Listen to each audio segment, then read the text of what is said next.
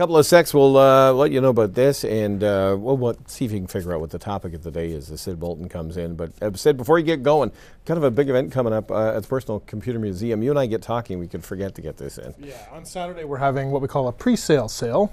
In May, I know it sounds kind of strange, but in May we always have our big spring cleanup, and we sell off some of our extra vintage stuff. So this Saturday, we've got so much stuff this year that we're actually having a pre-sale sale. So some of the best stuff is going to be available 10 to 4, 13 Alma Street. So if you're interested in any old computer stuff, old video games, we got a whole bunch of it. In boxes, in the original boxes, yeah. Wow. Bunch of Star Wars stuff, bunch of Star Trek stuff. So if you're a fan of that kind of stuff, then come on out and check it out. Free admission and no obligation to buy, but you might find something that you like. I get a sense for what the topic's going to be today, and see if I can drive the camera guy crazy and Ashley at the same time. This is actually animation, in case you're wondering. Yeah, that's sure old school animation. Yeah, well, this goes back. Dragon's Lair. Yeah. Now, do you remember Pac-Man, Ted? Oh, wow, do I remember Pac-Man. Well, when Pac-Man was out and was sort of at the top of popularity, there was this other video game that came out called Dragon's Lair in 1983. Absolutely incredible game. Captured the imagination of so many people because it was a Disney-like animation video game that was actually controlled with a laser disc.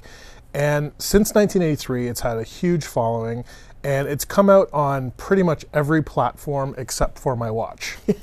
No, you said laser disc. Are we talking about those discs that movies were going to come on that looked like LPs? Yes, they did come on. That were going to blow away VHS beta and everything. Yeah. They're the size of a full-size record, only they're more like a CD-ROM in terms of how they look, and they're silver and all that kind of stuff. And that's how Dragon's Lair began? Yeah, it began as an arcade machine on a laser disc inside, which was controlled by a computer. So they've just released, and actually the company that makes it, Digital Leisure, are actually trying to accomplish a Guinness World Record for the most ports of a video game since 1983. Now, right now, the current holder is Tetris.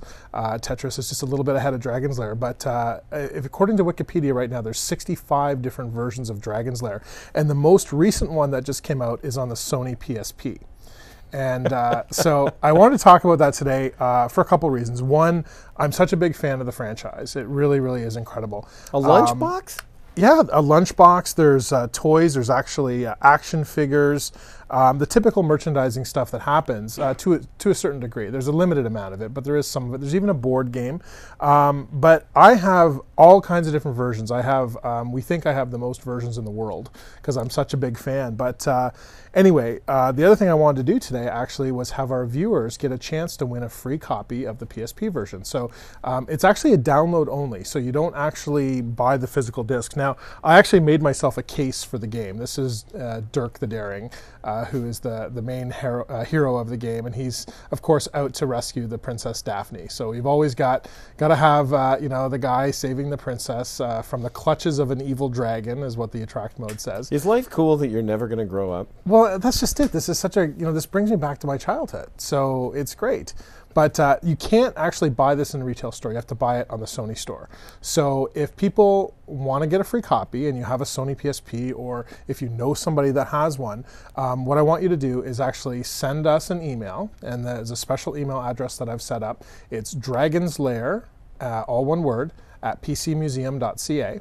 And if you send me an email today, if you're watching the show on Rogers and you are interested in a copy of it, send that just an email. It doesn't have to say anything. Just say, please, I want the copy. And tomorrow I'll give it out to a random person. I'll use a website to draw the random name, and we'll send it to somebody for free. Cool. It's just a great game, and it's just one of those things for me. Don Bluth did the animation. He used to work for Disney, and he's an incredible, more of an old school animator. He did The Secret of Nim. I don't know if you've ever seen that movie, or An American Tail, which is a collaboration that he did with Steven Spielberg in the 80s. I get into video games right on the ground floor with all the little Mattel things that happen, everything like that. I got to tell you, I've never played Dragon's Lair. Well, you know what? When the show's over, I'll let you play it a little bit, and we'll see how quickly you die. And you have to remember, it was a quarter eater. So yeah, there you go. There's some of the animation we're seeing right there. That's the castle that you're going into. And basically what you have to do, this is like an animated movie, you have to make the moves at the right time in order to continue. And if you don't, you will die. And actually, that's one of the best parts of the game, is actually all the death sequences. So if you make that wrong move, you got to watch how Dirk plunges to his death. Well, thanks for staying alive, and we'll look forward to the contest winner, and appreciate this. Thanks for coming in again. No problem. So we'll end on animation right here. There you go. We're going to come back. We're going to be here on a Thursday. Our SBCA friends are going to join us. Also, we're going to find out from Kerry Corkman about the downtown cleanup for Earth Day, and the Brant United Way will be in focus with Kristen Pass. A whole lot more. Thanks for being here on a Wednesday and doing it inside Brant.